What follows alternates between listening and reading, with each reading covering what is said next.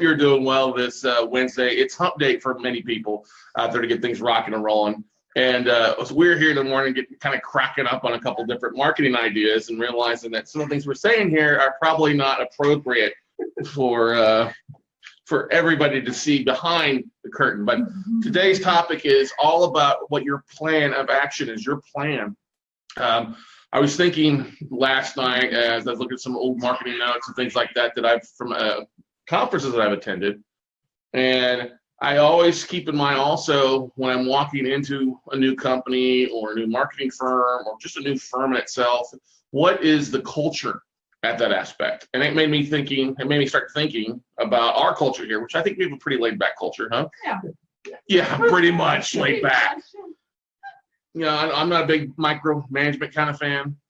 I do believe in management. I believe in giving the tools to people and letting them run with it, which I think you guys do a really good job with. I don't have to sit here and like peek over your shoulders and babysit you guys.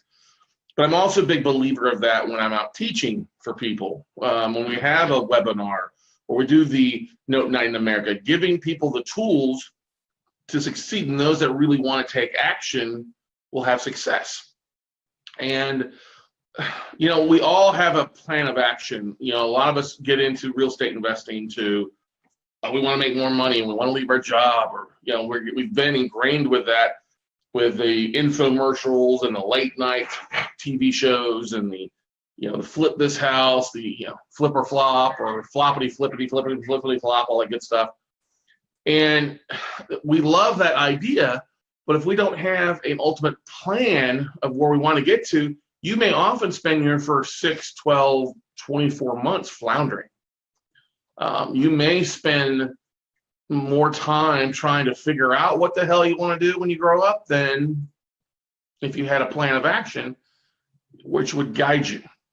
Now, my ultimate plan years ago when I first started off in real estate was obviously to make money. I wanted to be, I want to be a landlord. That changed, obviously. You know, I owned a mortgage company here with a buddy of mine, and we started doing short sales, and that changed when the market changed.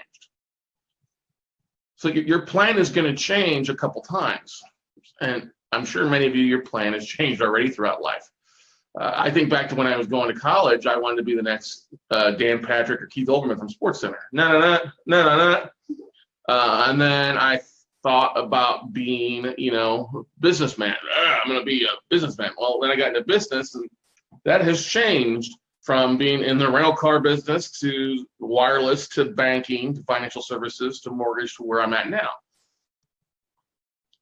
And it's been a long and winding road since I graduated college in 2001. God, it seems like it was just yesterday. God, I had so much fun in college. I still have so much fun. But anyway, crazy times. But going back to the plan, your plan is going to change. And the more flexible you are with your plan, the better. But you've got to have some sort of defined action items, defined kind of, I guess your mission statement is a better way of saying it. And so if you never thought about what your mission statement is, now's probably a good time to think about it. We talked on Monday about goal setting and mid-year goals and kicking your mid-year goals in the teeth and taking them back and making the year yours. You've got to have a mission statement. Now, one of the great things that I loved when I've worked for some of the bigger firms is they all had a mission statement of all kind of core values. And we kind of have that here as well. Our biggest goal is, hey, if we can modify the bars first, great. If we can provide the tools and the education to students, great. We believe that our students, our clients, is a long-term process. It's not sign up now. That's not the case at all. We believe truly it's a 6-month to 12-month process for people to ultimately end up working with us, whether it's going through in a virtual workshop or a mastermind or something like that, or buying assets or lending money. It's a long-term process. And so I started with a very, very simple kind of a mission statement, turning problem properties into profitable solutions. When I first launched Inverse Investments years ago, turning problem properties into profitable solutions. No, you can't use that. That is mine. Get your own mission statement, okay? Or saying for your company. Now, ultimately, you have to decide on what you want to do. You know, are you going to be aggressive? Are you going to foreclose a lot? Are you going to try to reinstate? Are you going to try to turn around? We all have different plan of action. I know which one seems to work the best, I think, because I've seen it from people that are closing hundreds of deals, getting them to reinstate or offer the borrowers a modification. Of course, you don't want to be too charitable. I mean, you donate to charities, you don't run one. They're not going to pay. They what, everybody? They no stay. They no stay. Yes, exactly. You no pay, you no stay.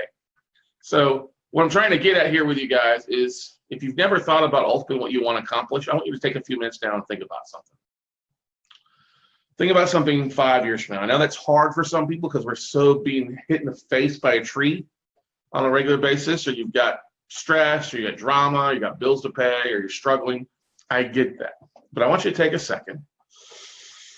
Take just a second, and I want you to think about where you want to be in 5 years and what your business looks like in 5 years. Now, I know that's hard for many of you that are just starting or brand new, because you don't have a true idea of what's behind the curtain. Now, those that have closed some deals, have closed 5, 10 deals, you are getting a much better and clearer picture of where you want to be. I'll give you an example. Adam and Jen Adams know where they're going. Wayne knows where they're going. Wayne Snell, Jay Tenenbaum, Kimberly Banks Fawcett, Rick and Michelle Hill, Karen and Stacy Wall, Cody Cox. A lot of those people are starting to get a better picture of where they're going. Now, they're all at different levels. Let's just face it, they're all at different levels, okay? And they're trying to figure out where they're ultimately going to end up going. So I challenge you today, look, if you've been in real estate for a while, great. And if you're happy with where you're at, by all means, that works, okay? I was having a conversation yesterday evening with my buddy Jason Bible out of Houston, and they're Houston house buyers. You know, they're buying 100 houses a year. They're starting to get into coaching and education, and we bounce ideas off each other. We kind of bounce like, hey, watch out for that guy, or hey, watch out for that person, or hey, that's a great acquisition for you. Of just kind of, you know, we're buddies, we're friends, and we both run kind of similar things, but in a different animal. It's a different animal, definitely fix and flipping and rehabbing houses versus rehabbing the no. And you know, he's got an image of where he's going. He's seen his picture being, you know, where he's going, spreading from Houston to Dallas and then to San Antonio, and kind of taking that aspect and then going nationwide on some things based on what his, him and Tom's, you know, goals are, which is great. We have always really had to focus on a nationwide footprint. Well, not initially, but you know, when I started traveling and started basically sold everything in Austin here, I put my dream into having a nationwide network. And I'm very fortunate enough that we do. We have that. There's rarely anybody we cannot pick up the phone and get a phone call from somebody, right, everybody? Right. You know, a student or somebody like that, or somebody's taking a class or somebody reach out to. That's a very important thing. But not everybody understands that. Not everybody can see that without actually reaching out there and doing it. We've got some great friends. Liz and Dennis Smith are starting to travel the country in their RVs and seeing things. Our friends at Serving Social, Christy and Elijah White, are starting to travel on an RV, which is phenomenal because I crack up at watching them do things. You know, Guy Harrison and his wife have been traveling the country for about a year or two, a little bit quieter, but you don't know what you can accomplish until you literally are either A, in that position to do some things, where you've freed a lot of the extra backpack and luggage or the extra weight that you're carrying yourselves to grow. And sometimes we all have things that drag us down and hold on to us and kind of chain us to things, our own ball and chains. And sometimes we get so inward looking that we don't take a chance to think outwardly. So I want you to think about things. Where do you want to be in the next 5 years? And if you have a hard time thinking about that, yes, I know we talked about what to accomplish in the next week, the 30 days, 90 days, recently last week. But ultimately, think about what your ideal life would look like in 5 years if you're doing something you enjoy. That comes down to literally thinking about it. Maybe it's a vision board you all need. I've done vision boards in the past. They work great. But I also know that I have my vision board up here. This is what I want to accomplish. This is what I want to work on. These are the goals. Some people need a little bit more visions. They need to be cut out on the walls or on your TV or on the mirrors or on the fridge, which is totally fine. The thing you have to keep in mind And I know a lot of people like, oh, I'm going to close on it. We're going to modify 1,000 bars. That's great. That's a great, very good goal to have. But if your actions are going left and right and you're focused on 3, 4, 5 things, you're never going to get there. So you have to figure out ultimately what your plan is that's going to make you happy. It's going to make you money, obviously, and keep you moving forward. Because the last thing you want to do is get burnt out. And I have been down that road before where I hit a burnout stage on some different things. And I had to take a step back and figure out, what am I doing? What am I doing wrong? How can I fix that? And you hope you get to the point where you're burnt out, because if you are burnt out, you're probably doing something right. You're probably making money. You're probably closing deals. But it gets to the point where like you're doing the same thing over and over again. You need to change it up a little bit, or you need to tweak it so that it does fulfill you. I know I'm friends with a lot of investors that are closing a lot of deals, and they do hit walls. They're like, okay, is there more? Is this all this is going to be? Me, rehabbing 20 houses every couple of weeks and moving on. What's my passion? Because the last thing you want to do is let that light from that passion candle in your life go out. And a lot of things, that passion can be working with charities. It can be donating funds. It can be donating time. It can be providing guidance, mentoring other people. One of the biggest things that I really, really do enjoy that keeps me on our toes here is our mentoring aspect of really helping people kind of find their way.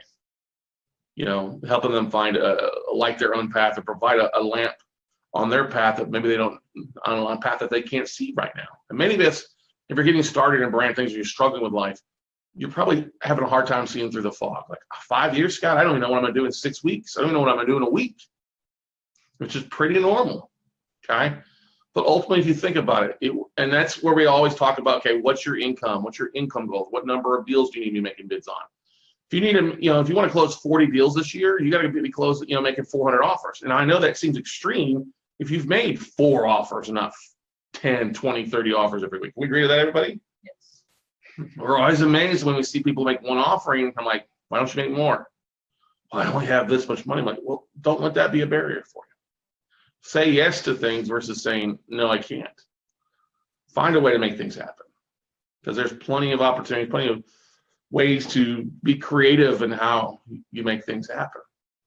So as we started off, what's your plan? Your plan is uniquely your plan. Maybe that has you going back to school. Maybe it has you quitting school. Maybe it has you taking a job for a while to cover bills. Maybe it has you leaving your job in 6 months. What you ultimately have to realize is that you're going to grow and get beyond where you're at, you're going to have to get outside of your comfort level. And getting outside your comfort level means a couple things. One, it means probably talking to more people. It means probably making more offers. It probably means being a better you. And sometimes we're scared to be a better person or a better version of ourselves. It can kind of frighten us. Listen, I will agree, there are days that I don't want to be a better Scott. There are days that I'm dragging butt like anybody else. All right. There are specific days I drag butt. I think we drag butt every week on some day, right, everybody? Just because we're so forward, but boom, boom, boom. Sometimes it's good just to take a step back and relax. But that doesn't keep me not thinking about where ultimately I want to go. It doesn't keep me not tweaking the engine, trying to finalize things. Some of the tweaks go well, the other tweaks just dive bomb, blow up on me. And that's going to happen. You ultimately can't be scared of the failures, because you learn more about yourself, learn more about your business during the failures than you do with the successes. Because if you are trying something that succeeds, that's great. That's not really a surprise. All right. And your plan is working. That's a good thing. It's what your failures and setbacks is what you learn more about yourself, and what you can overcome ultimately really gives you the faith and confidence to succeed. And I don't care. Hey, I guarantee your plan didn't include a divorce.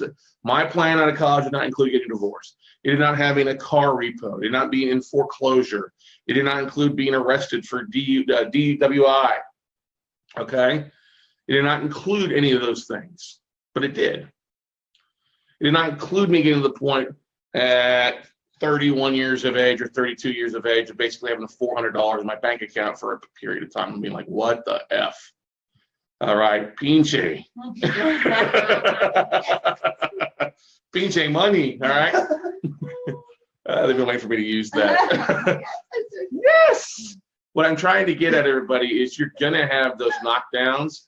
It's just how you pick yourself back up. All right. I think I was talking Monday night that you can't fall on your face and not move forward in life. Literally, it's impossible to fall on your face and not move forward. Nobody's ever fallen on their face and not fallen forward. That would be like, well, I guess if their neck was broken. But anyway, you get the analogy what I'm trying to get at. My plan didn't include me initially taking 6 years to go through school and taking a year off. Did not plan me selling everything initially here in Austin and traveling the country for 3 years. But that plan happened. Am I glad that plan happened? Yes. Do I look at the things that happened to me after my divorce and the financial difficulties I have too as a good thing? Yeah, it wasn't a good thing then. I was pretty stressed out, but I look back now, I'm not afraid to fail. I'm not afraid of things because I know I can always pull myself back out of those things. And I know it's difficult. If you've got money and never been through that, that is very impossible. A lot of you are like, well, I can't do that. Yeah, I know. Seems it's possible. If you've never made money, if you've never pulled yourself out of a hole, yeah, it feels like that sometimes. But you have to realize every day you get a little bit better. Every day you get a little bit closer to your plan of action. So I don't care what situation you're in right now. Hey, it's okay. Everything's going to be fine as long as you keep working forward. So you have a 1 month time frame to hit success. Some of you have a 1 year success time frame. Some maybe longer than that, which is a-okay.